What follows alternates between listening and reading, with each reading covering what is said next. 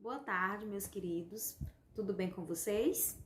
Espero que vocês estejam todos muito bem, com saúde, disposição, animação, vontade de estudar, certo? Para que a gente possa dar início à nossa aula de hoje. Sejam bem-vindos à nossa aula de arte e hoje nós continuaremos tratando do assunto do capítulo 4, que é a arte como representação. Então, como que nós podemos usar a arte para representar, não é verdade? E na atividade da aula anterior, eu lancei um desafio a vocês, que foi gravar um monólogo, que é um texto teatral, né, uma apresentação teatral, na verdade, que vocês fizeram também, onde você é o único personagem visível, certo? Então, você iria tratar de um assunto que nós estamos vivenciando neste momento, né? Momento de pandemia, distanciamento social. E como o monólogo ele requer uma reflexão do próprio ator com o seu eu, né? Então, vocês fizeram isso muito bem. Então, eu gostaria de parabenizá-los pelo belíssimo trabalho. Eu amei os monólogos de vocês de verdade. Cada um eu via realmente que você estava encenando, a maneira como vocês fizeram, de pensar, o conjunto do monólogo de vocês em si, né? Alguns utilizaram efeitos, isso foi muito bom. Foi muito bom poder participar desse momento com vocês. Eu me senti como se estivesse realmente assistindo vocês pessoalmente, tá? Então, parabéns a todos que realizaram essa atividade. Nós teremos uma atividade posterior com estes monólogos, tá? Então, aguardem. E também ficou como atividade, né, da aula anterior, o trabalho com os 3 textos sobre o teatro. Então, nós vamos fazer uma pequena correção lá da página 50 e 51 para a gente poder iniciar o que nós vamos tratar hoje, né? O subtema de hoje. Então, lá na página 50, são perguntas referentes a 3 textos que foram lidos na página anterior.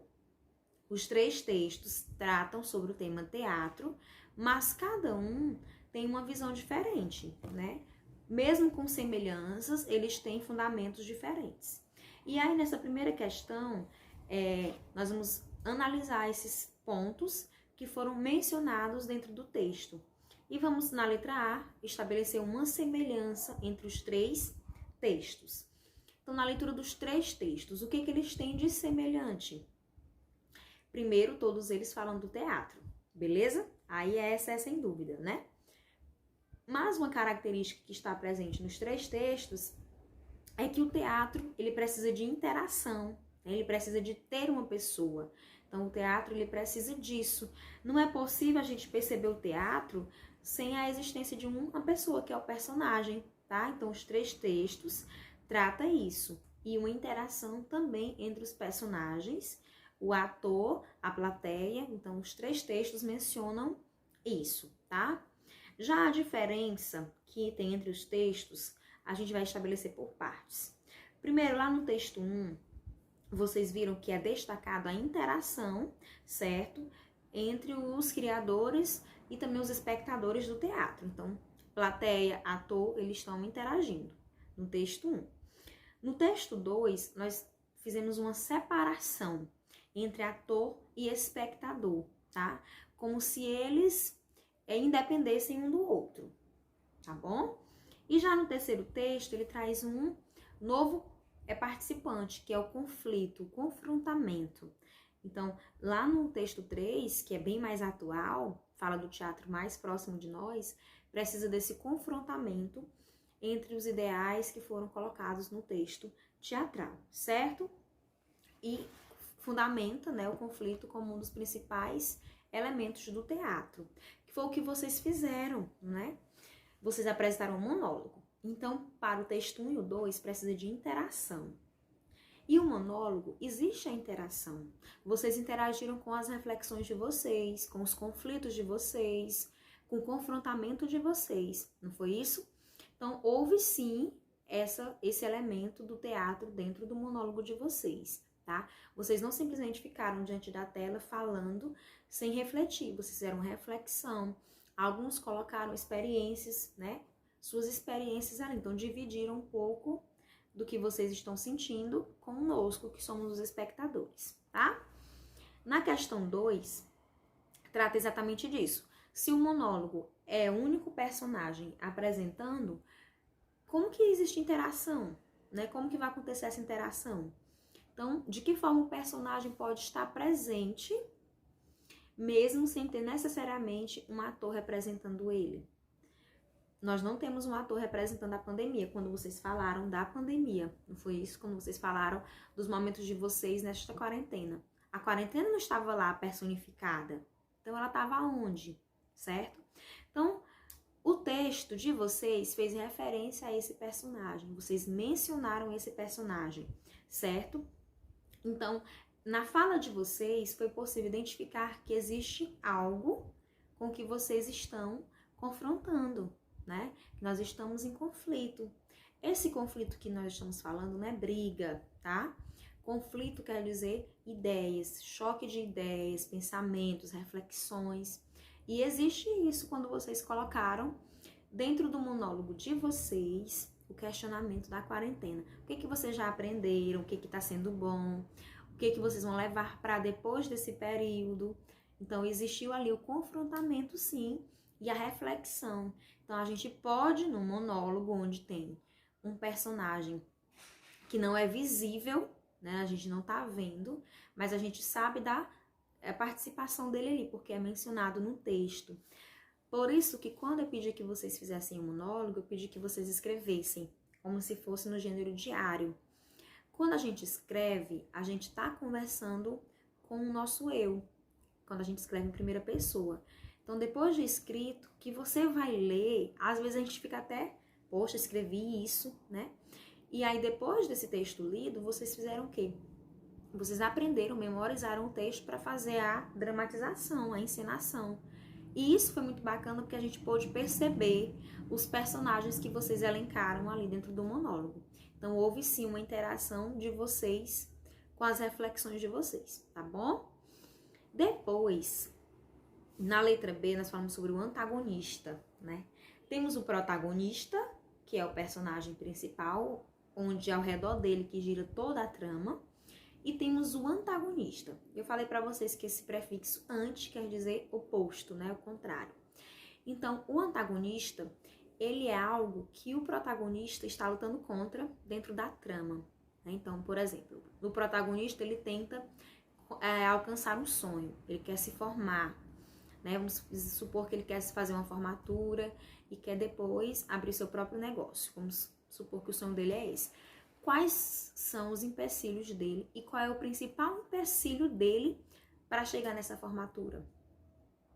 Pode ser até ele mesmo, a preguiça dele de estudar, pode ser o desânimo, pode ser a procrastinação que ele tem de sempre deixar para amanhã, né? Então, o antagonista, ele nem sempre vai ser uma pessoa, ele nem sempre vai ser personificado, ele pode ser um sentimento, pode ser o medo, né? Pode ser ele mesmo. Então, a gente mesmo, às vezes, nos sabotamos quando nós temos que fazer algo, a gente deixa para depois, ou não faz direito, ou simplesmente deixa para lá e depois viu que foi necessário fazer. Então, o antagonista, ele pode ser várias coisas, né? Então, no texto, diz que o antagonista, ele é considerado o vilão, porque ele está tentando prejudicar o protagonista, certo? Só que não é sempre assim. Às vezes, o antagonista, ele é apenas uma oposição, né? É algo que está dificultando, tá bom? E aí foi pedido para vocês completarem um quadro. Eu recebi, a maioria das atividades que eu recebi aqui, escolheram apenas um, tá? Escolheram apenas um. E não é assim, vocês vão procurar, no caso, 3 histórias com antagonistas diferentes, tá bom?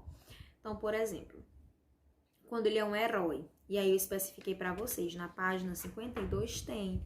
Quando é que o antagonista é o herói? Quando nós temos o personagem principal, que é o vilão. Então, a trama gira em torno do vilão. E foi citado que as histórias policiais. Que nas histórias policiais, se tem o bandido, a trama é ao redor dele, não é? Então, ele é o vilão e toda a história é atrás daquele bandido. Vamos supor isso. Então, ali nessas histórias policiais, séries que vocês assistem, sempre tem Sempre tem, né? Eu assisto, eu gosto de assistir séries policiais, eu acho bem interessante. E, geralmente, realmente, o herói é o vilão. Na verdade, não é um herói, mas ele é o personagem principal, tá? Então, ele é antagonista, porque ele tá tentando prejudicar alguém, mas ele tá como personagem principal, certo? A trama é ao redor dele, do que ele faz. Alguns mandaram sobre isso, né? Séries policiais. Depois você ia procurar uma trama que tivesse como antagonista um lugar, tá? E aí lá na página 52 diz que o quê? Que é quando as histórias, certo? Elas acontecem no local onde o personagem principal, ele se encontra e o fato principal seja o lugar, certo? Então eu tava lembrando do desenho Caverna dos Dragões, né? Nós temos também um antagonista, que é o lugar. Eles não conseguem sair nunca da caverna. Claro que outros fatores influenciam, é um desenho animado. Mas é isso que a gente ia buscar. E aí no texto foi citado, por exemplo, o filme Parque dos Dinossauros. Por quê? Porque tudo acontece no parque. Tudo tem a ver com o local. O local é que está dificultando, né? Ele até explica. A própria ilha, seus animais, florestas, impede os personagens de saírem dela. Então, o local é quem está prejudicando os protagonistas, né? Tá lutando contra. E também escolheu uma outra história onde o antagonista seja um sentimento. E aí nós temos muitos, né? Principalmente histórias de romance. Romances de Machado de Assis, romances de José de Alencar. Então, nós vamos ter uma série de histórias aqui que tratam do sentimento como antagonista, tá bom? E aí, vocês irão completar a tabelinha, certo? Então, quem não completou, que encontrou apenas um, por favor, completem, é importante. E depois nós temos o diálogo com o tema, que é onde vocês vão colocar as visões de vocês sobre o assunto, né? Então, você conhece ou considera importante conhecer a linguagem do teatro? Por quê? É de suma importância. Nós estamos o tempo todo precisando da linguagem teatral, a linguagem dramática, tá? E você compreender que a linguagem dramática não é só falar e conversar com alguém, ela envolve outros elementos, como os nossos gestos, a nossa face, os movimentos que nós fazemos, né? Até as caretinhas que nós fazemos, elas são de importância, tá? É um conjunto completo. Quais são os principais teatros da cidade onde você mora? Nós não temos teatro, é uma pena, né? Mas nós podemos citar aqui os teatros que acontecem na nossa região, tá? São teatros escolares, teatros nas igrejas de vocês, musicais, que a gente realiza na escola, Dia dos Pais, Dia das Mães. Então, nós podemos aqui elencar esses que nós fazemos, mesmo sem quesito profissional, tá bom? Os que vocês já fizeram trabalhando literaturas na escola, também que eu já vi, e vocês mandam muito bem nos teatros. Já teve a oportunidade de ir ao teatro? Como descreveria o espaço? O espaço do teatro ele é maravilhoso. Olhando, né? Nós temos teatros virtuais, eu vou deixar o link para vocês darem uma entrada, né? Para vocês verem como que é. É um ambiente único, né? E se você já foi ao teatro, que peça que assistiu, se a peça possui características e de que gênero, tá bom? Essa aqui, a maioria, realmente, nós não temos acesso, porque nós não temos na cidade. Então, apenas quem já viajou para a capital que pôde ter essa oportunidade, certo? Corrigida nossa atividade, nós vamos para o conteúdo de hoje, que é na página 53, tá bom? Então, nós estamos falando o tempo todo de teatro, tá? Nós sabemos o que é um teatro, os elementos participativos do teatro, mas a história do teatro, desde o surgimento, nós conhecemos? Quando a gente fala em teatro, a gente remota logo à Grécia. Será que o teatro realmente surgiu na Grécia? Ou os seres humanos que aqui viviam já realizavam teatros mesmo sem saber, sem esse nome? E é isso que nós vamos descobrir lá no texto, História do Teatro. O teatro até a Idade Média, tá bom? Então, por que nós estamos fazendo essa linha do tempo até a Idade Média? Porque ele foi bem característico, o alicerce do teatro é até a Idade Média. Posteriormente, ele vai se aproximar mais do que nós temos de teatro hoje, tá bom? Tá bem? Eu não vou fazer a leitura do texto com vocês, mas à medida que eu for explicando, vocês vão procurando no texto e vão grifando, depois façam uma leitura do texto, marcando as partes mais importantes, fazendo um fichamento, tá bom? Porque, gente, a nossa preocupação maior não é jogar para vocês o conteúdo, é que vocês aprendam, que vocês absorvam, tá bom? E nós precisamos da ajuda de vocês, né? Nós contamos com vocês aí em casa, certo? Então, nós vamos partir do princípio que o teatro é uma das linguagens artísticas mais antigas. Então, é uma das expressões que o homem utiliza há mais tempo. É o teatro. Como assim, professora? É mais antigo. Eu já disse a vocês que os nossos antecedentes, lá na pré-história, o homem das cavernas, eles realizavam arte, né? Porque a arte ela é inata ao homem, nasce junto com a gente. Mesmo sem saber o que era pintura, o que era desenho, eles já faziam isso nas rochas, parede das cavernas. Eles tinham uma noção artística, mesmo sem saber que tinham. Então, eles já realizavam expressões artísticas, certo? Então, é através dessas expressões artísticas que eles registraram, que nós identificamos que eles já sabiam que era teatro, tá? Então, as pinturas rupestres, elas demonstram que eles personificavam seus deuses. Então, é como se eles dessem vida para o deus do sol, da chuva, e eles realizavam rituais. Esses rituais envolviam música, dança e algumas encenações. Então, por isso é considerado que eles já realizavam uma espécie de teatro bem antes, tá bom? E aí, nesse período, nós vamos conhecer um pouco mais na frente, quando o homem ele se preocupa em construir espaços arquitetônicos. Então, ele começa a dominar a construção. E aí, ele quer criar espaços quanto mais exuberantes, melhor. E aí, nós vamos lá para a Antiguidade Clássica, né? Depois, nós chegamos ao Renascimento. E aí, nós vamos até os nossos dias. Então, nós temos uma linha do tempo. Eu disse a vocês que a arte, ela sofre modificação. Por quê? Porque ela acompanha o ser humano. Então, se o ser humano muda, modifica o pensamento, aprende coisas novas, consequentemente, a arte também receberá essas alterações. E foi isso que aconteceu. Então, nós vamos lá para o 3º milênio antes de Cristo, lá no Egito Antigo, que já aconteciam as celebrações que nós consideramos como teatros, tá? Então, essas celebrações eram celebrações sacras, religiosas. E todas elas eram feitas para homenagear a pessoa do faraó. Então, todas elas eram feitas pensando nessa importante figura que era o faraó, que era como se fosse Deus aqui na terra, dono de tudo, dono até das pessoas, tá? Então, tudo girava em torno do faraó. Danças, apresentações. Vocês vão encontrar bastante conteúdo disso, se vocês pesquisarem, dessas apresentações. Até hoje faz-se teatro de como que eram essas apresentações ao faraó. Então, nós temos novelas, né? A Rede Record lançou os 10 Mandamentos, e lá a gente percebe isso.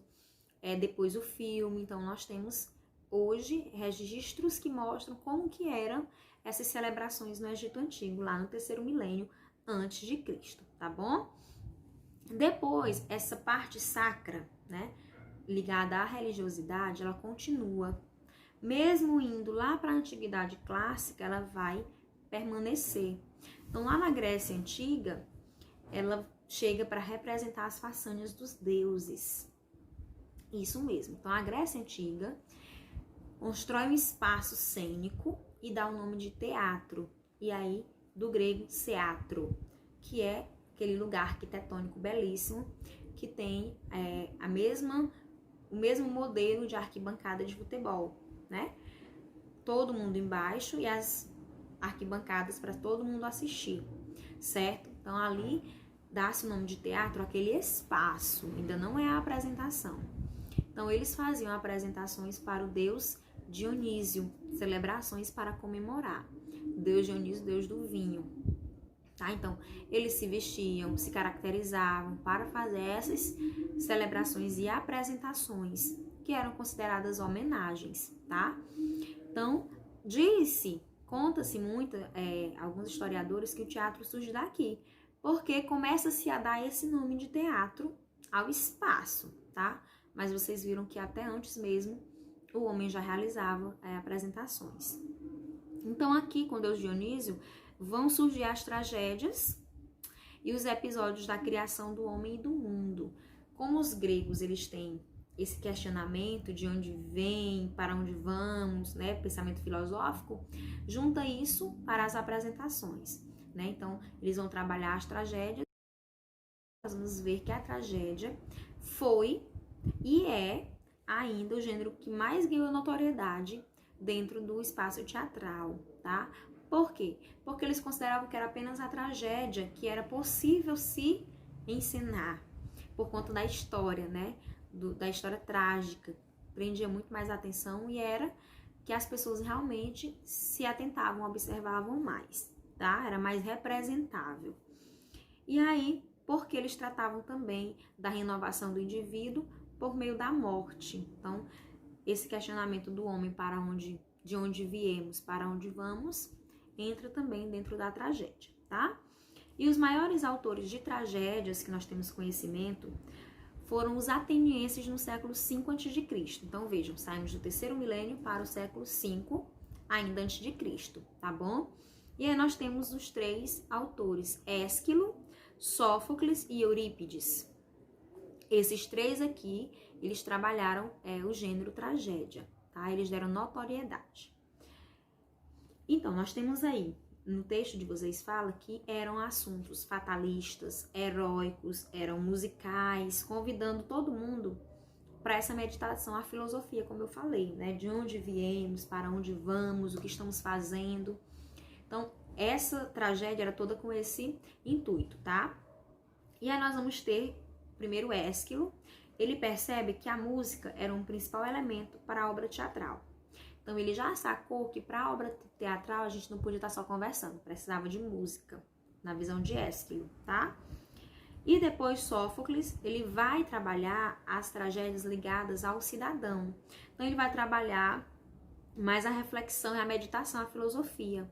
Ele vai trabalhar temas relacionados à política, à poesia e também assuntos de cidadania e espírito atlético. Então, ele vai trabalhar realmente os assuntos que a sociedade gosta, né? Queria realmente ver.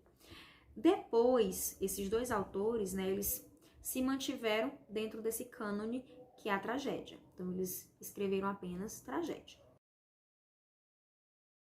Então, Eurípides, ele vai trabalhar outros aspectos. Ele pretendia aqui deixar o indivíduo livre, certo? Dessas questões religiosas, porque até então o teatro trabalhava muito. Questão de vida, de morte, muito ligado à religião. E para ele o indivíduo precisaria ser livre. E ele começa a trabalhar de maneira extra-religião. Então ele traz aí um gênero novo, que é a comédia, certo? E aí nós vamos ver a comédia com Aristófanes, certo? Aristófanes, ele traz essa comédia como sátira e crítica, né? Como sátira e crítica do período que eles estavam vivenciando, tá bom? E aí ele traz o idealismo político, né? Traz assuntos realmente voltados para a cidadania, para o povo, tá bom?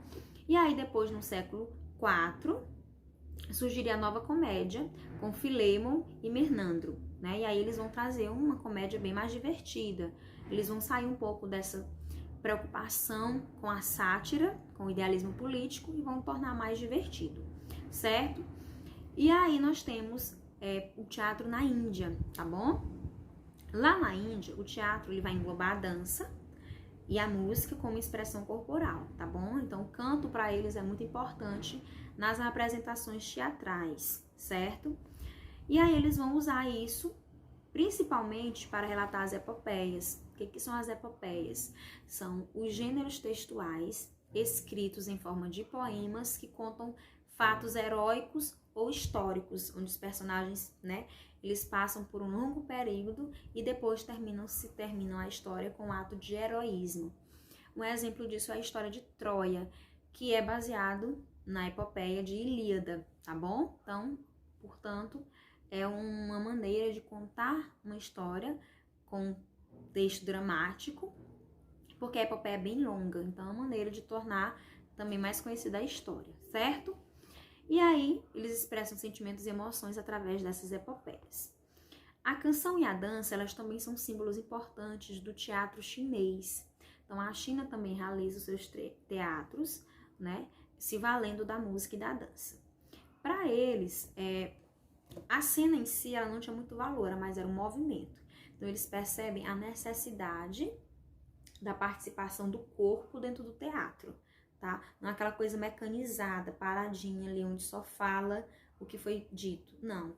Aí já entra o personagem também como elemento principal, o seu corpo, a sua participação, a sua movimentação. Ele já é protagonista da sua fala, tá bom? E aí surge no Japão o teatro de marionetes, tá bom? A partir do século XVIII. Então aí o teatro de marionetes configura o teatro de bonecos. Então já vamos usar os bonecos como personagens. Entra a ventriloquia, que é uma pessoa que empresta sua voz para o boneco, e esses bonecos entre si vão contar alguma história aí de temas mais livres, né? Porque nós estamos saindo agora do gênero tragédia, ligado à vida e morte, partimos para a parte comédia, inicialmente como sátira e depois como elementos da cidadania. Chegamos ao teatro, onde o personagem é mais protagonista, a sua movimentação corporal é importante, e chegamos ao teatro de bonecos, ainda na Idade Média, tá bom? E aí, no Ocidente, né, nós temos o quê? A queda do Império Romano, e o teatro, junto com a queda do Império Romano, começa a perder força, tá? Ele vai perdendo força até chegar aqui no período que nós estamos hoje, certo? Então, com esse perdendo força, né, perto do ano 1000, surgiram os jograis itinerantes, tá bom? O que seriam esses jograis itinerantes? A arte estava muito ligada, o teatro, à religião. E aí vocês viram que alguns autores como Aristófanes e Eurípides, eles queriam se desvincular da religião. E eles começaram a trabalhar temas sociais. E a igreja, ela não se agradou disso. Então começou depois, mais na frente, a perseguir os autores que realizavam teatros com temas que não eram de cunho religioso. E aí, exemplo disso são os saltimbancos, né, que era um grupo de pessoas que iam se apresentar de maneira itinerante. Então, eles estavam aqui hoje se apresentando, amanhã em outra região, depois em outra. Eles não tinham mais um lugar fixo. Então, o teatro deixa de ser só aquele espaço cênico e passa a ser realmente a apresentação, tá bom? E aí, eles se apresentavam. E aí lembra muito circo, né? Porque o circo é isso. São as apresentações que saem de lugares em lugares. Eles não têm um lugar fixo, único. Então, o jogral itinerante acontece da mesma maneira. E aí eles apresentam canções, enredos cômicos ainda, certo? E satíricos. Então, permanece o tema, né? Cômico e sático. Mas permanece apenas isso. Eles começam a se apresentar de maneiras diferentes. E aí, mesmo tendo essa maneira itinerante de se apresentar, o teatro, né, religioso na Idade Média foi o que mais marcou, né? Porque a Idade Média eles estavam muito presos à questão religiosa. E tudo é relacionado à religião na Idade Média, né? Superstições, por isso a Idade Média é chamada por alguns, em muitos livros historiadores, como a Idade das Trevas, porque era assim que eles consideraram esse período depois que eles passaram para a Idade Moderna, tá bom? E aí nós vamos ver que esses dramas litúrgicos em latim, eles eram transmitidos através de teatros. Então, mais uma vez, o teatro ligado à religião, né? Eu digo muito para vocês que nós temos muitas obras que retratam, muitas pinturas, que retratam histórias bíblicas. E que aquilo ali era uma maneira de as pessoas que não compreendiam o latim, né, a Bíblia em latim, eles não tinham acesso à Bíblia até, né, nessas épocas, eles aprenderem um pouco mais sobre a história bíblica. E aí, por isso, a arte ligada à religião. Era uma maneira de tornar possível as outras pessoas conhecerem a história bíblica. E aí também o teatro fazia parte disso. Até hoje, muitas igrejas realizam teatros dos evangelhos, das parábolas de Jesus, porque isso não é algo que foi criado hoje. Vejam que desde a Idade Média, nós já temos o teatro ligado às histórias bíblicas como maneira de levar aos cristãos a história bíblica, o conhecimento. Quando não era apenas aos cristãos, eles queriam trazer mais pessoas para a fé cristã, certo? Então, por isso o teatro religioso. E a gente tem relatos dessas apresentações teatrais lá nas escolas catedrálicas, né? Nos monásticas. Então, os clérigos, eles faziam nas festas religiosas essas encenações. Então, por exemplo, na Igreja Católica, quando o período é festivo, né? Nós podemos fazer a encenação do Evangelho. Por quê? Porque estamos comemorando, é uma celebração. E outras igrejas também escolhem geralmente um hino, um canto, né? E vão ali dramatizar, fazer um musical com aquela história da música. Então, o teatro, ele é presente ainda hoje na religião, certo? E aí nós vamos chegar ao século XI, né? Na Alemanha, na França e na Inglaterra, ainda trabalhando os dramas santuários, tá bom? Que é assinalado desde esse século XI, tá? Então, mesmo tendo surgido o jogral itinerante, o drama nos santuários ainda é bem presente, tá bom? Aí nós vamos para o século XI, que tem a chegada das línguas vulgares. Não é só mais o latim, nós temos outras línguas agora, outra dinâmica de comunicação, certo? Então, eles chamam o quê? De profano. Então, entra aqui as línguas vulgares e o profano ao teatro medieval. Então, o teatro da Idade Média deixa de ser apresentado em latim apenas e traz a linguagem vulgar que eles chamavam, né? Porque o latim era a língua culta, a língua dos nobres, dos clérigos. Então, era a língua que era dominante. E aí nós vamos trazer agora, a partir disso, essa linguagem vulgar, ela passa a entrar dentro das igrejas e nós temos atores e autores que não são ligados à igreja, tá? São pessoas que, sim, serem religiosos, tá bom? E aí é o tempo dos mistérios, dos milagres, dos autos, das moralidades e dramas, onde muitas vezes surgiram temas como o juízo final. Tá lá no livro de vocês isso. Vamos entender esse pedacinho do texto. Esses autos das moralidades tinham como temas mais recorrentes aí a morte, o desejo e a fé. Falar do desejo era profano, era proibido, né? Porque soava como pecado, tá bom? Então, por isso a igreja aqui continua ainda a trabalhar contra esse tipo de teatro, tá bom?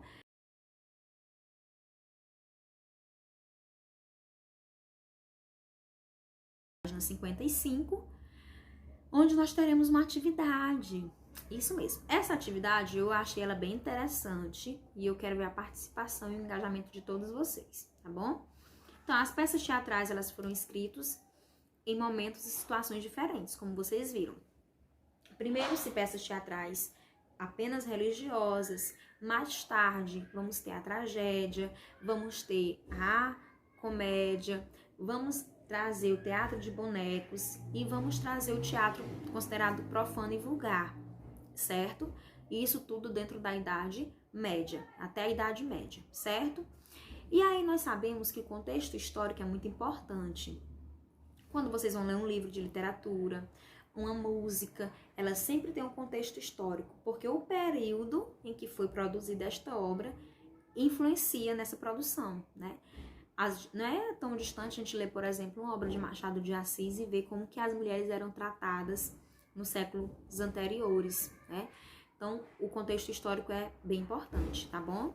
E aqui, nós vamos ver algumas peças teatrais elencadas, cada uma de um período histórico diferente, cada uma tem uma visão diferente, e vocês vão fazer o seguinte, um trabalho, né, uma atividade trabalhosa, lógico, e vão elaborar um breve resumo de cada história e da biografia do autor. Em que época as peças foram escritas. Então, primeiro vocês vão descobrir que época que foi escrita, o autor já está aí descrito, né? E vão fazer um resumo da história e um resumo da vida do autor, tá bom? Então nós temos Romeu e Julieta, uma peça teatral do grande escritor William Shakespeare, que é dono da famosa frase, ser ou não ser, eis a questão. Ele tinha muitos pensamentos filosóficos, tá? É ensinado até hoje, né, o teatro de Romeu e Julieta. É uma obra clássica, mas também já tem suas adaptações, né, para o período contemporâneo, tá bom? Phaedra, né, de Jean Racine, O Avarento, de Molière, Vestido de Noiva, de Nelson Rodrigues, estamos chegando ao Brasil. Pluft, O Fantasminha, de Maria Clara Machado, O Pagador de Promessas, de Dias Gomes, e O Alto da Compadecida, de Ariano Suassuna, nosso famoso Ariano Suassuna.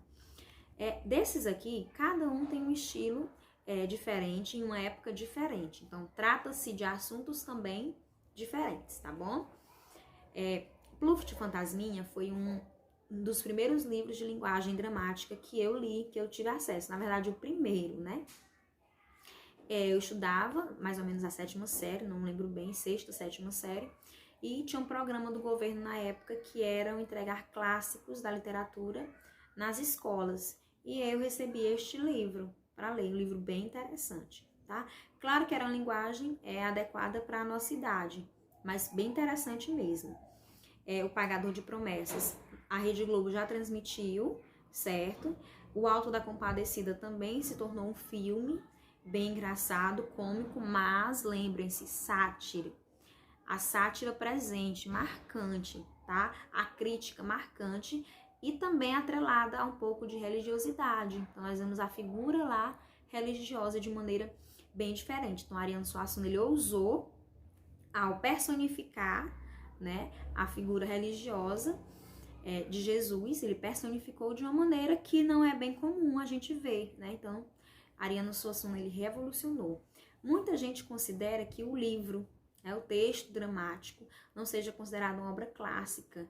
E eles estão aí para provar que sim, que o texto dramático, ele é escrito e ele confere características, sim, marcantes do teatro, tá bom? Aí vocês estão vendo no livro de vocês, na página 55, O Último Beijo de Romeu e Julieta, uma obra de Francesco Hayez, de 1823, tá? Então, nós temos aí o maior modelo de amor romântico do mundo, né? Um amor que perpassa a vida. Então, um romance trágico, certo? E a nossa atividade por hora será esta, porque nós estamos trabalhando a história do teatro apenas até a Idade Média, tá bom? Na próxima aula, nós teremos uma continuidade da origem e história do teatro, mas já chegando na era que nós estamos, né? Na Idade Contemporânea, tá bom? Espero que tenha ficado claro como que surgiu o teatro e como ele chegou até a Idade Média, toda a sua evolução, e aguardo a atividade de vocês, tá bom? Escrevam os resumos no caderno, não precisa ser muita coisa, é um resumo mesmo. Escrever com as palavras de vocês o que vocês compreenderam, em letra legível, separadinho, organizado, com cabeçalho, tá? E fotografar e me enviar. Beijo novamente, tchau meus queridos e bons estudos!